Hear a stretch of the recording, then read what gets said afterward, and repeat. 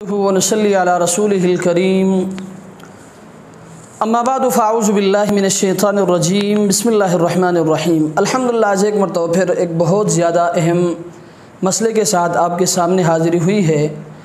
وہ مسئلہ یہ کہ آج کل بہت سارے ساتھی یہ مسئلہ پوچھ رہے کہ اگر کسی شخص پر قربانی واجب تھا لیکن قربانی کے دنوں میں وہ قربانی نہیں کر سکا اور قربانی کے تینوں دن گزر گئے تو اس شخص کے لیے کیا حکم ہے؟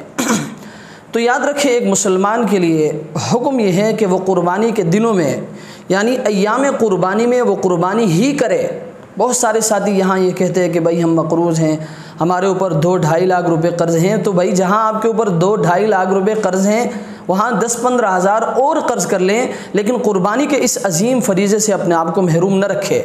لیکن اگر کوئی شخص انسان ہے، بحیثیت انسان کمزوری کی وجہ سے کہیں قربانی رہ جائے اور قربانی کے تینوں دن گزر گئے تو اس شخص کے لیے حکم یہ ہے کہ وہ ایک متوسط بکری کی قیمت وہ صدقہ کرے۔ یعنی اگر کسی شخص پر قربانی واجب تھا لیکن قربانی کے تینوں دنوں میں وہ قربانی نہیں کر سکا تو اس شخص کے لیے حکم یہ ہے کہ وہ ایک متوسط بکری کی قیمت صدقہ کرے۔ مجھے اللہ کی ذات سے امید ہے کہ اللہ تبارک و تعالی اس کو ثواب سے محروم نہیں فرمائیں گے۔ اللہ تبارک و تعالی ہمیں سمجھنے کی توفیق عطا فرمائے۔ وآخر دعوانا ان الحمد للہ رب العالمین۔